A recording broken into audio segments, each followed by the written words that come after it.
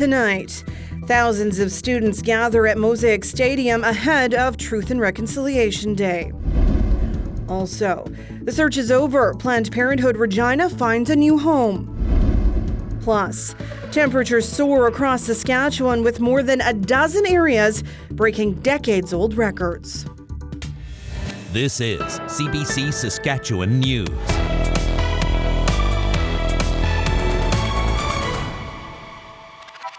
It is Thursday, September 29th, and the CBC Saskatchewan News starts right now. Good evening. We begin tonight with an update on the search for a missing Saskatoon woman at the center of a homicide investigation. Police say human remains were discovered while looking for Megan Gallagher. This was around 2:30 this afternoon while search parties scoured the South Saskatchewan River near the village of St. Louis, about half an hour south of Prince Albert. The 30-year-old woman went missing from Saskatoon 2 years ago this month. 8 people have been charged in connection with her disappearance, 2 of them with first-degree murder. Earlier today, Saskatoon police said about 50 people would be searching the shoreline and the land near St. Louis. The identity of the remains still need to be confirmed. Green and white wearing Rider fans were swapped out for high school students in orange shirts today. It was in honor of reconciliation, closing a month in Saskatchewan that will be forever marked by trauma. Sam Sampson has more on the lesson.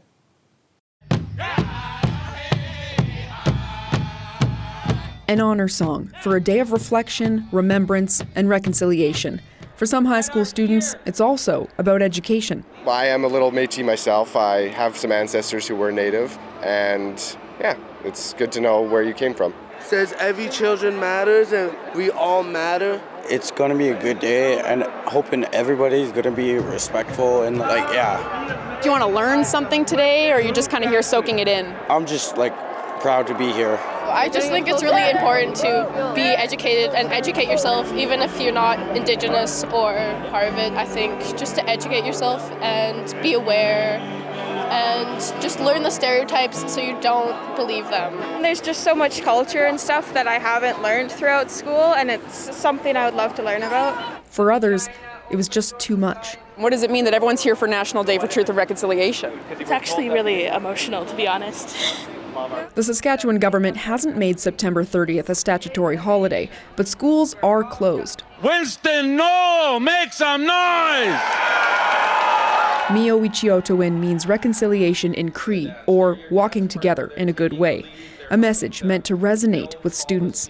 You're learning our history so you can do better, build a better country for Indigenous people and for all Canadians. Education is a key to reconciliation. Saskatchewan has gone through a lot lately. Earlier this month, one of Canada's worst stabbing massacres began up north in James Smith Cree Nation. It has First Nations leaders across the province highlighting the lack of resources in Indigenous communities, such as addiction supports. Today, those calls were amplified. As Canadians, we have to prepare to are we asking the right questions? And are we creating that efficient resource that Indigenous people are seeking? No Indigenous person in this country wants anybody to feel sorry for us or have pity on us. We just want parity. Cowess's Chief Cadmus Delorme says young people also have a role to play. We all inherited this. But when you inherit something, you have a responsibility to do something about it. Let's make our actions about reconciliation. A message many hope extends beyond this day. Sam Sampson, CBC News, Regina. CBC is marking the second National Day for Truth and Reconciliation tomorrow with an extensive lineup of Indigenous-led original programming showcasing First Nations, Métis, and Inuit perspectives and experiences. You'll find it across all CBC platforms. Tomorrow will be a chance to reflect on the children who never came home from residential schools and to honor those who did. Cree elder Maria Linklater, a member of Thunderchild First Nation, is among the survivors. She's dedicated her life to addressing the overrepresentation of Indigenous children in the Canadian foster care system. the children should come home. They should come home, and they should still have contact with their adopted parents or foster parents if they want to. If they want to, that's good. But there's so much hurt and pain and no trust. And once you violate trust, you're gone forever. Nobody's ever going to trust you. And that's how it is with the agency, with the government. They lied to us so much that I don't trust really anybody. I have trust issues. And when I'm going to get involved in something, I take a good look at it. And who's going to try and lie to me and try and abuse me and use me? Who's going to hurt the family I'm wanting to? I take a good look at it, and then right away I know which one. And even the lawyers, we have to tell them to be strong and to fight for us. Don't be a wimp, I tell them, to just get paid, and you're not even going to help us. We'll fight. We'll teach you how to fight. So, and the kids will come home. And it's surprising. You fight, the kids will come home. If you don't fight, if you're too kind and gentle, the children aren't going to come home because they're going to out-talk you, eh? So we have to learn how to fend for ourselves. But also, we need spirituality as our foundation. We need our way of life. We need Creator. We need Great Spirit. We need our old people. I don't like to call old people elders. We're not Mormons. We call them kehteak. Kehteak is people of age, and they're wise. They lived a life. They finished raising their children, their grandchildren. Now they help people, and we're all different we're all different. We're not every kehteak is the same. That's what I always say, as long as I keep going to the ceremonies, I'm going to get well, and I'm going to stay well, and I don't want to be hurting people. But we get hurt every time a child gets taken away. The child doesn't even have to belong to us. We see the mother cry. And then the only thing is that when you become a helper, there's no place for you to go for help. The National Indian Residential School Crisis Line provides support to any survivors and others affected. To access emotional and crisis referral services, call 1-866-925-4419. It's been a record-breaking couple of days, but thankfully, it is not because of early snow. Ethan Williams joins me now. How rare is what we're experiencing outside? Well, it is quite unusual for this time of year, Sam. And in fact, if we look at how late we have seen 30-degree temperatures in Saskatchewan, you have to go back quite a while. In Swift Current, the last time we saw 30 degrees or above this late in the year was on September 30th, 2011, when it was 30 degrees. You also got to 30 today in Swift Current. In Moose Jaw, you got to 33, and you haven't been at 30 or above this late in the year since at least 1998. That's at least how far back your public daily weather records go. And in Assiniboia, where you got to 32 today, you actually have to go back to October 2nd of 1997. But it was actually hotter today. It was 32 today, only 30.9 on that day back in 97. And of course, all this hot weather means we do have records, 15 across the province, from Collins Bay in the north to East End in the south. Leader, our hot spot yesterday in terms of our records, and the provincial hot spot at 33.1. Swift Current, you broke the oldest, you were the oldest temperature record that got broken yesterday. 1889 was when the old record was set back in, and Scott, Saskatchewan up near Unity, 100-year temperature record broken there. So Sam, I'll let you know just how long this is sticking around when I come back a little bit later. Thanks, Ethan. You're welcome.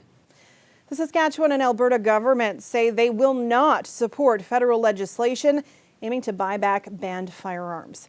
Saskatchewan's Policing and Public Safety Minister has sent a letter to the RCMP. It says the province will not sign off on provincial resources helping with the federal buyback program. The minister says this, and the federal government's freeze on the sale of handguns will not, quote, impact crime in Saskatchewan. 2 years ago, the feds announced it would ban 1,500 assault-style weapons and that these gun owners would have until October of next year to turn them in through an amnesty program. Saskatchewan's chief firearms officer says the RCMP have better things to do than act as, quote, couriers for the buyback.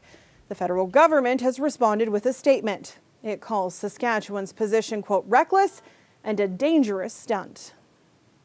Planned Parenthood Regina has signed a lease for a new clinic location downtown. The sexual health nonprofit will move into this location on Albert Street. It's in a strip mall not far from 13th Avenue. The clinic will take possession of its new space over the weekend. It's planning on doing some renovations before it officially opens in January. After a 6-month search, the clinic's executive director says it's a dream come true to find such a centralized spot. Particularly because we really wanted to prioritize access for vulnerable populations and youth. Oftentimes youth and other vulnerable populations are really relying on public transit, pedestrian access, and having a location that's really central. And our last location really didn't check those boxes. And so we really believe that here, being in the core of Regina, it's going to make it easier for people to just stop in and really create a welcoming space for folks to just, visit us whenever they need anything sexual and reproductive health-wise. Over the next few months, Planned Parenthood Regina will continue to provide scaled-back services remotely. It's also teamed up with AIDS Program South Saskatchewan and the Regina Public Library to provide HIV testing. The minimum wage will soon be going up in Saskatchewan. Starting on Saturday, October 1st, it will jump from $11.81 an hour to $13. It's part of the provincial government's plan to boost the minimum wage by $1 over the next 2 years. So by 2024, it will increase to $15 an hour. But the Saskatchewan Federation of Labor argues wages should be bumped up to that now. It argues with inflation and the increased cost of living, workers shouldn't have to wait another 2 years to make a living wage. Well, we are almost at October, and shorts and short sleeves are almost a necessity. Dogs and their owners were soaking up that sunshine today at this dog park by the Regina Airport. So how long before we truly have to drag out more layers? Well, Ethan will have your full forecast after the break. Stay with us.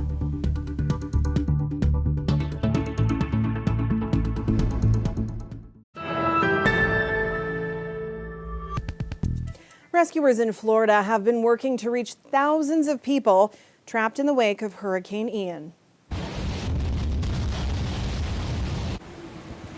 Floodwaters continued to rise today. 911 centers have been inundated by thousands of stranded callers, some with life-threatening emergencies. Destruction is widespread. A causeway section fell into the sea, a pier was ripped apart, and part of a hospital roof was torn away. Ian is once again a hurricane over the Atlantic and looks poised to strike South Carolina tomorrow. Many armed forces members are working in their own communities, assisting friends and neighbors in need. I have heard countless stories of their efforts across the Atlantic provinces.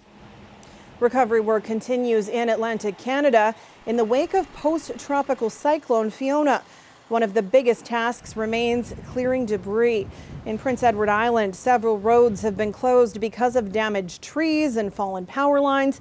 Federal officials say about 180 small boat harbors were in the storm's path, and that more than half of them are reporting some damage.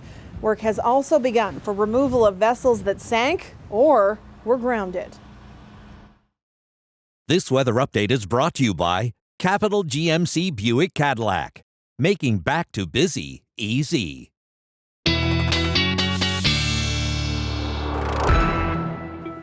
And weather specialist Ethan Williams joins me now with a look at your forecast. What a splendid fall day we had today. Oh man, it's been just beautiful these past few days, Sam. But if you're complaining about the heat, may I suggest you don't, because September, kind of a weird month. In fact, it was on this day 3 years ago, September 29th, we had a snowstorm in the province. Temperatures near 0 degrees for daytime highs. Southwestern Saskatchewan got hit the hardest, between 20 and 25 centimeters, but really all of southern Saskatchewan bore the brunt of it. Tree branches, power poles were down, but nothing like that. A totally different situation today. And in fact, it's been so hot that in Regina, today is our 6th September day that we have been at or above 30 degrees. And that means that we are tied for the most 30-degree days in the month of September ever on record. We are tied with 2011 and 1938 as well. Now that means we have tomorrow, one more day in September, to break 30 degrees to get to the all-time record.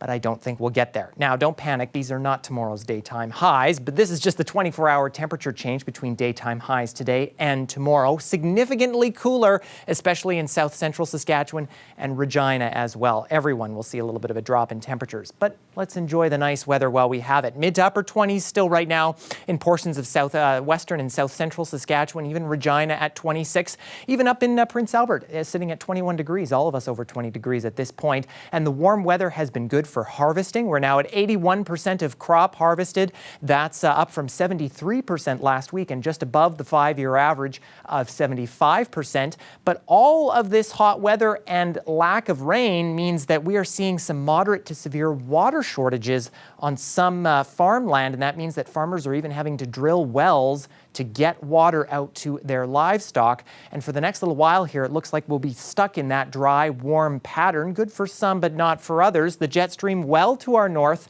and it continues in that pattern over the next few days. Temperature is not going to be, as you can see, these colors here, a little bit lighter, so not quite as warm.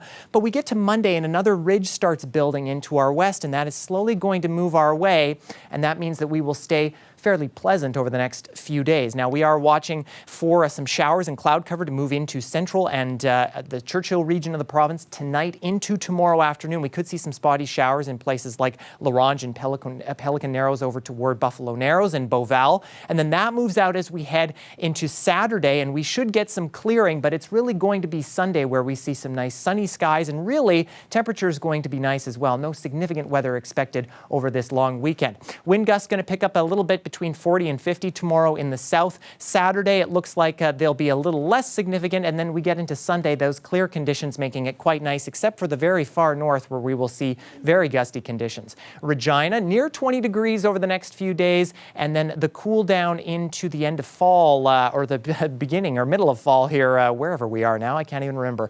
Saskatoon, a very similar picture. Overnight lows still not looking too bad. Good leaf crunching weather. I want to go out and walk in the leaves, Sam. Please don't put us at the end of fall. We just got here. We just started. We just got here. Thanks, Ethan. You bet. Stay with us. We'll have more news after the break.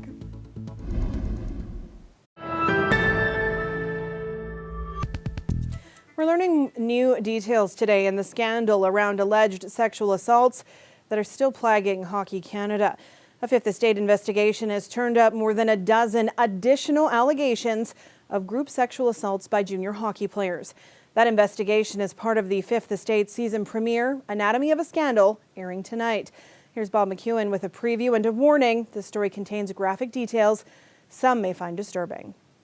Fresh from a celebration of their gold medal in 2018, some members of Canada's World Junior Championship hockey team found themselves in a London, Ontario bar. It's alleged that later that night at a nearby hotel, several players sexually assaulted a young, intoxicated woman. That allegation only came to light earlier this year after Hockey Canada quietly settled a lawsuit with the woman. London police, which originally declined to lay charges, have now reopened their investigation. And so has Hockey Canada, after fierce public pressure to explain what it knew and what action it took. Now, the Fifth Estate has learned that the incident in London is one of at least 15 occasions since 1989 when Canadian police have investigated allegations of junior hockey players engaging in group sexual assault. Ultimately, just a single player was ever convicted. Hockey Canada and the CHL have known for decades that there is alleged gang sexual assault in hockey towns right across this country. Sports journalist Laura Robinson first wrote about the issue 24 years ago. She says Hockey Canada has a cultural problem that promotes sexual violence, and what's alleged to have happened in London shows how little that's changed. It follows a script that's been going on for decades. In an email to the Fifth Estate, Hockey Canada says it moved quickly to alert police when it learned of the 2018 incident, as it insists it always has. And it said the organization takes allegations of sexual assault very seriously. Bob McEwen, CBC News, Toronto. The full report, Anatomy of a Scandal, airs tonight on CBC television on the Fifth Estate. And Ethan is back with one last look at tonight's weather. And not too bad of an evening. Nothing significant expected in the Regina area. And as we get to tomorrow morning, nice and warm at 8 a.m., 13 degrees. Those east winds a little breezy at 35 kilometers an hour. They'll pick up a little bit as we head to the noon hour, around 20 degrees on our way to a high of 22. Now in Saskatoon, a little bit more cloud cover tomorrow morning at 14 degrees. Again, similar east winds to Regina, and those will pick up as we go through the afternoon a little bit as well. The noon hour, we're sitting around 20 degrees with a mix of sun and cloud. Now, I said I wanted to go leaf crunching this weekend. Looks like I'll have a great opportunity to do that, and you can too, because in Regina, Susan snapped this great shot of the leaves changing in Wascana Park. And really, Sam, across the province, a great weekend to do whatever fall activity tickles your fancy. Get started on the raking. That's right, pretty soon, yes. Thanks, Ethan. You bet. And today marks the end of an era at CBC Saskatchewan. After more than 3 decades, Ted Deller is retiring. Many of you will recognize him as the voice that woke you up each morning on CBC Radio. Here's a look back at his amazing career. Good evening, I'm Kathy Little. And I'm Ted Deller. Well, the list just keeps getting longer. Yesterday, we told you why Melfort is upset with the provincial government. I remember being in Manitoba going, well, I would like a job anywhere. I would never work in Saskatchewan, though. I said, oh no, and if I did, I certainly wouldn't work in Regina. And here I am. My first experience at CBC was coming in for my audition. And I remember being very impressed. I had come from a small station in Manitoba, and you did everything. I ended up getting the job. I was told later I got the job partly because I knew how to pronounce the province and because I could cope with failures of technical equipment.